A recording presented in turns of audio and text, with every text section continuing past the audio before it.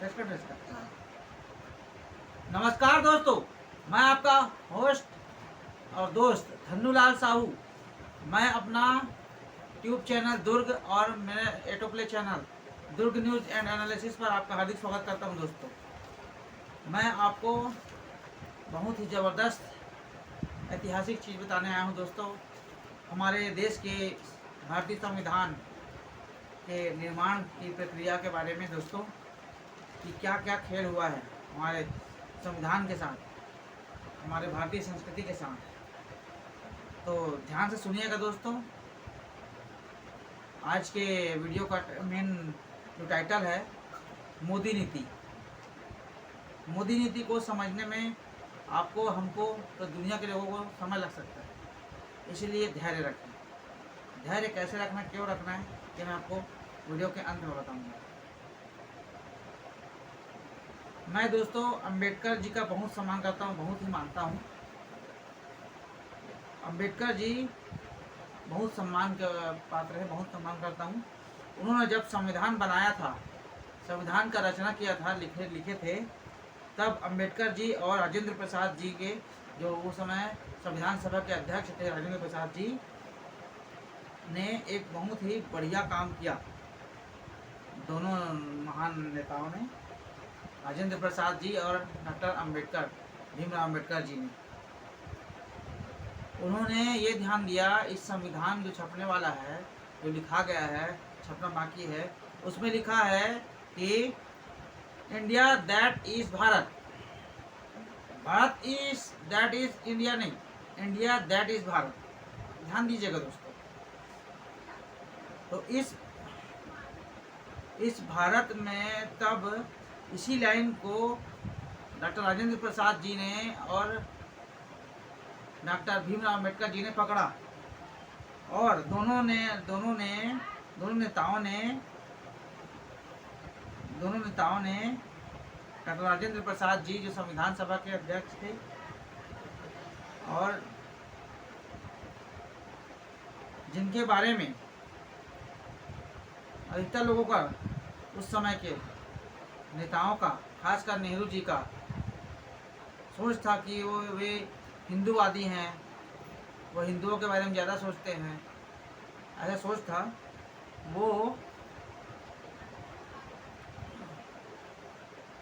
वो डॉक्टर भीमराव अम्बेडकर जी के साथ एक समझौता किया, एक एग्रीमेंट किए, गुप्त एग्रीमेंट, जिसके बारे में किसी को नहीं बताया गया। सिर्फ डॉक्टर भीमराव अम्बेडकर, डॉक्टर राजेंद्र प्रसाद जी को ही मालूम था कि भारत लिखा हुआ है, इंडिया दैट इज भारत, तो क्यों ना भारतीय संस्कृति, जो कई लाख साल पहले का है, कई हजार साल पहले का है, उसको अजर अमर कर दिया जाए।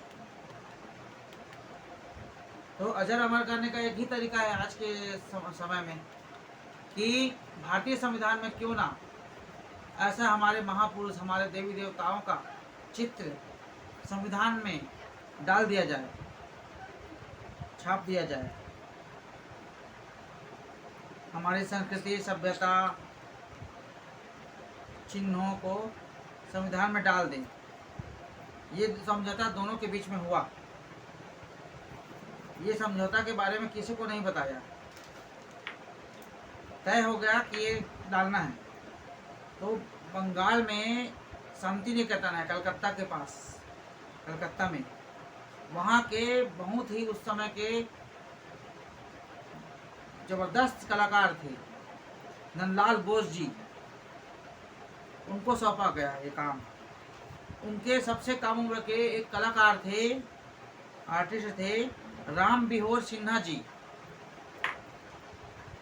उनको नंदलाल बोस जी ने कहा कि इस संविधान को पढ़ो, और पढ़कर इस संविधान के हिसाब से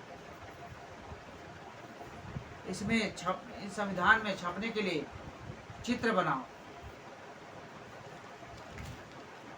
उनको राम बिहोर सिन्हा जी ने चित्र का निर्माण किया, और चित्र निर्माण हुआ, संविधान के चित्र निर्माण हुआ, और छपने के लिए जाने ही वाला था। 22 चित्र 26 चित्र का निर्माण हुआ था दोस्तों। उसमें 22 चित्र छपा है दोस्तों। उसके बाद छपने ही वाला था, आधा छप चुका था। उस समय ये खबर लीक हो गया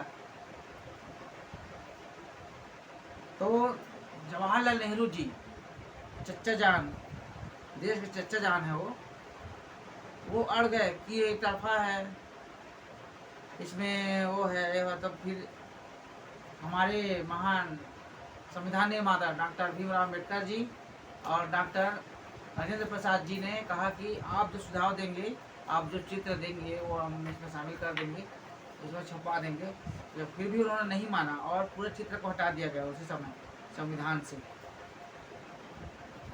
और उस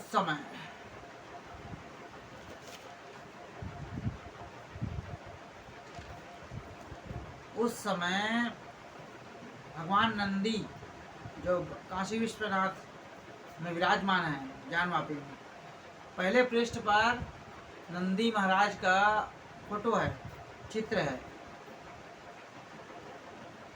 जो नंदी ज्ञानवापी जी के शिवलिंग के सामने जो विराजमान है उनका चित्र है। और आदर्श के रूप में लिया गया पुष्पक विमान से वापस आते, श्रीलंका से वापस आते भगवान राम, माता सीता और भैया लक्ष्मण जी का चित्र को स्थापित किया गया पेज नंबर 5 पर। उसी में छत्रपति शिवाजी, सुभाष चंद्र बोस, महारानी लक्ष्मीबाई, बौद्ध धर्म, जैन धर्म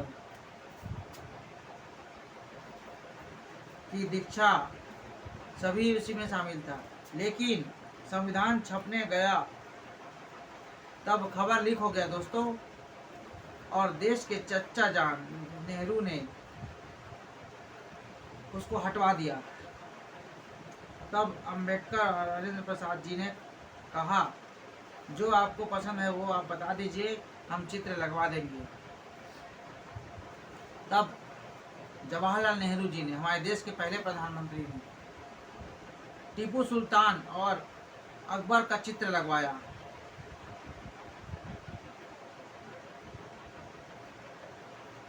छपने से पहले। लेकिन हमारे संविधान निर्माता डॉक्टर अंबेडकर जी और राजेंद्र प्रसाद जी ने 22 हमारे पूर्वजों की तस्वीर लगवाए थे, लेकिन नेहरू ने हटवा दिया। जब नया संसद बना दोस्तों, अभी के प्रधानमंत्री नरेंद्र मोदी जी के शासनकाल में,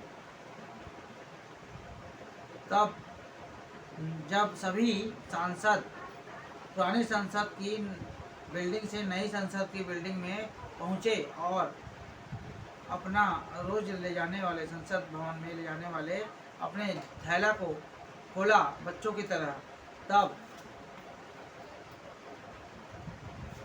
उन्होंने उस झोले में खोला तो नई संसद भवन में नई संविधान का जो पुस्तक जो छपा है अभी, उसमें हमारे 22 देवी देवताओं, भारतीय संस्कृति के चित्र वापस आ गए। वही नंदी जी फिर वापस आ गए दोस्तों। इसलिए धैर्य रखिए। मोदी नीति को समझने में हम सभी को समय लग सकता है। राम मंदिर का फैसला कैसे आया? नरेंद्र मोदी के आने के बाद आया। आज हमारे प्रधानमंत्री कहीं भी जाते हैं तो लंबा चंदन तिलक लगाकर जाते हैं, प्रदर्शन करते हैं, पूरी दुनिया में दिखाते हैं कि हिंदू धर्म किसी से छोटा नहीं है। आप देखे होंगे जब हमारे प्रधानमंत्री अयोध्या में जाते हैं तो त्रिपुंड लगाकर, तिलक लगाकर दंडवत भगवान श्री रामचंद्र जी को प्रणाम करते हैं। ये पूरी दुनिया देखती है कि इनका प्रधानमंत्री अपने धर्म को नहीं छुपाता। वरना एक समय था दोस्तों, कांग्रेस शासनकाल में किसी सरकारी दफ्तर में लोग तिलक लगा के जाने में शर्म महसूस करते थे। लोग तिलक लगा लें तो ऐसा सोचते थे अरे कुछ गलत तो नहीं कर दिया, शर्म आती थी तिलक लगाने में दोस्तों। इसलिए कह रहा हूँ, मोदी नीति को समझने में समय लगेगा, इसलिए धैर्य रखें। धन्यवाद दोस्तों। जय हिंद, जय भारत, जय छत्तीसगढ़। मेरा अपना tube channel Durg news and analysis एवं मेरा अपना ट्यूब चैनल दुर्ग और एटोप्ले channel Durg news and analysis, YouTube channel Durg news and analysis को सब्सक्राइब करें, फॉलो करें, लाइक करें, शेयर करें। धन्यवाद। जय हिंद, जय श्री राम।